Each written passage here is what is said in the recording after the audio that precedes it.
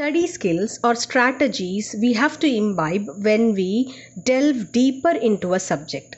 Study materials are available to us in various forms such as spoken and written, real and virtual. We seek information to strengthen our understanding of a particular subject. We adapt effective reading and listening techniques to understand, store, and retrieve at a necessary moment.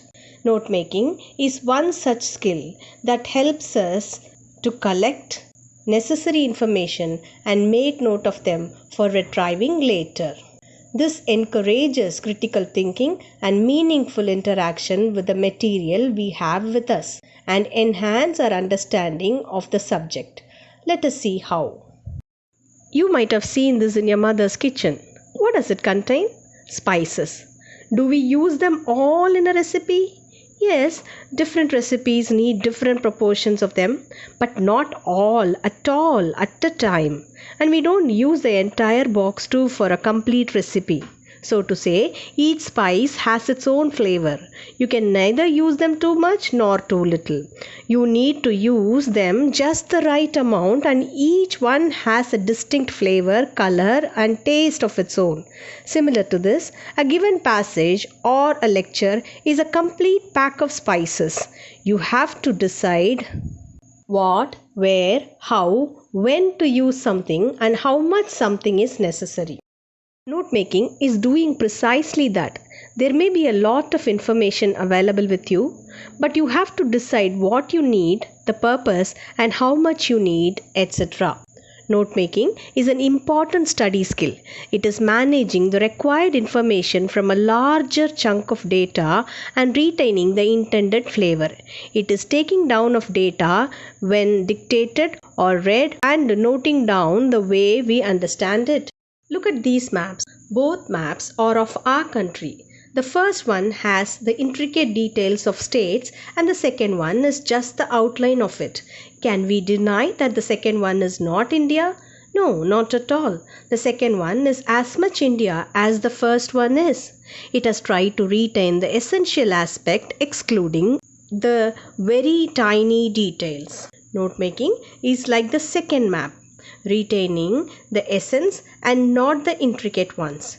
If you want me to give you another simple example, the source is a fruit and the note making is the pure juice extracted out of it. It has taken what is essential, excluding what is secondary. When do we take notes? While taking points during an hour-long lecture to add on details to the knowledge base. While taking reference, we take notes in order not to miss important details, avoiding too many supporting ideas. There are various ways of making notes. One can draw diagrams and flow charts while listening to a lecture or referencing to a text. One can even make 3 columns of what one knows, what one wants to know, and what one has learned from the text or a lecture. This method is known as KWL method. K stands for knowledge or the information one knows. W stands for what one wants to know, and L stands for what one wants to learn. The next method is outlining or linear method. Recall viewing a political and an outline map of India. This method is making an outline of what we have learned from the given text or a lecture. This is the method we use in the reading comprehension. Remember, the other 2 methods are for greater levels of learning, while the note making in outlining method is the most basic and the most conventional one. Let's learn how to make notes in this method. There are 3 stages in making notes. Stage 1 pertains to reading and understanding of the given text thoroughly. Stage 2 is related to asking relevant questions based on the given text and deciding which is relatively important and which is not so important of an idea, and to jot it down as notes under identified heads known as titles and subtitles. The third and the final stage is converting the notes into a meaningful whole of summary in your own words. Let's now analyze in detail as to what goes into stage 1 of the process, that is before taking notes. Before taking notes, one has to read and analyze the passage thoroughly. We have to understand and identify the topical ideas of each of the paragraphs. We have also to analyze if there are similar idea strings anywhere in the passage, trying to retain a stronger perception, eliminating the other. We should jot down the ideas as notes in brief under suitable heads called titles and subtitles. Here, we should see to it that we don't jot down complete sentences as notes or incomplete ideas as notes as well. Abbreviations and symbols help us a great deal in taking down the ideas as briefly as possible as notes. Let's understand the process through this passage. Please note, we have only taken a smaller portion from a bigger passage for analysis. Mostly, the very first sentence would give us the clue as to what could be the topic of the paragraph. In this case, it is about effective listening and speaking. But when we analyze the passage fully, it's more about effective listening than speaking. So we can have the title Effective Listening. Note that the first letters of each word is written in uppercase. This is called titular case. We use this for titles. All the words with independent meaning should be capitalized in a title. Let's revisit the paragraph and give it a thorough read. Let's ask the following questions. What is the paragraph about? How can one be an effective listener? What are the qualities of a poor or an ineffective listener? Now we have entered the second phase of note making, of asking, deriving and recording the information. When we ask these three questions, we would get three answers as well. What is the paragraph about? The answer for this question could be effective listening. The second question could be what it takes to be a good listener. It takes attention and concentration to be a good listener.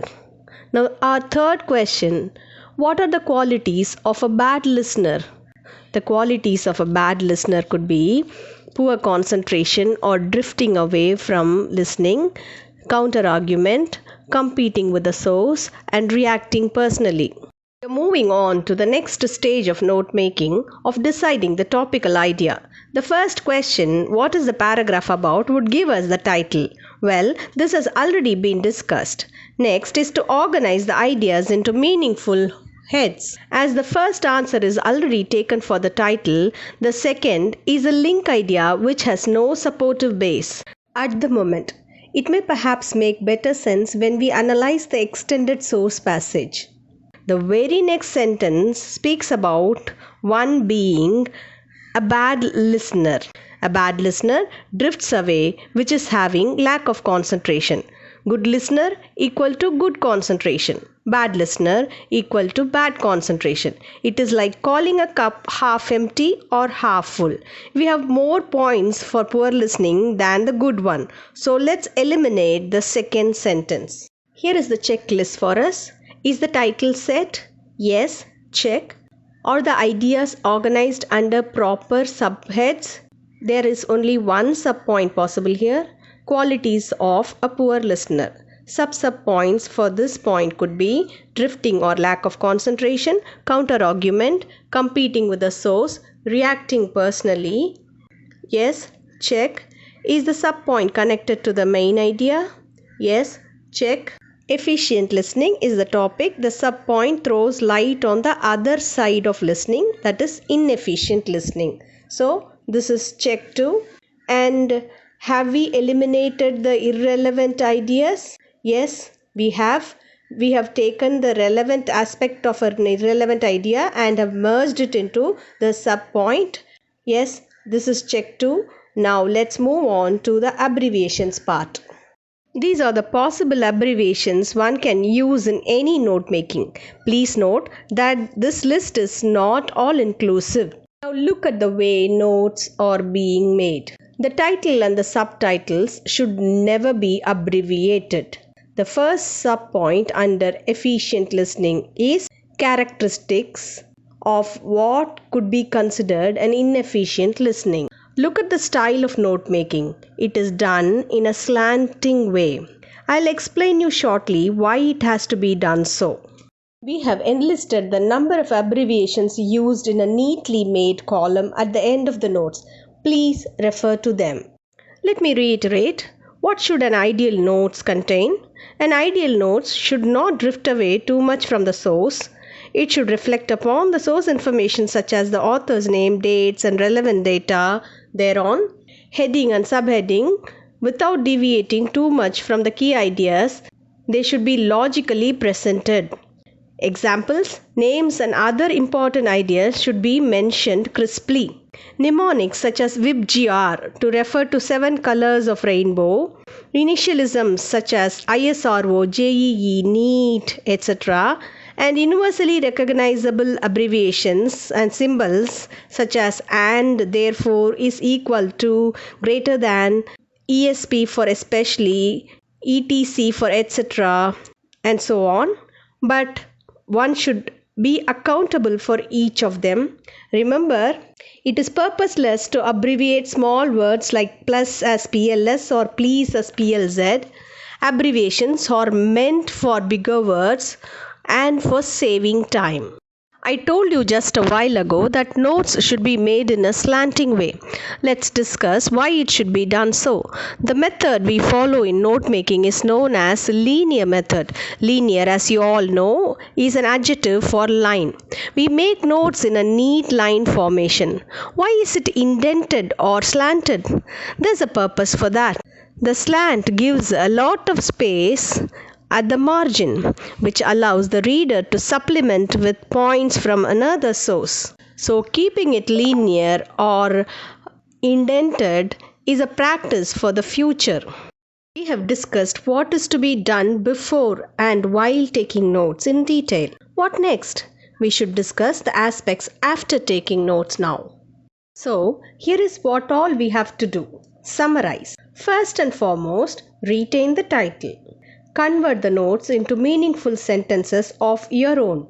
Please do not copy chunks from the source passage as it would reduce your credibility.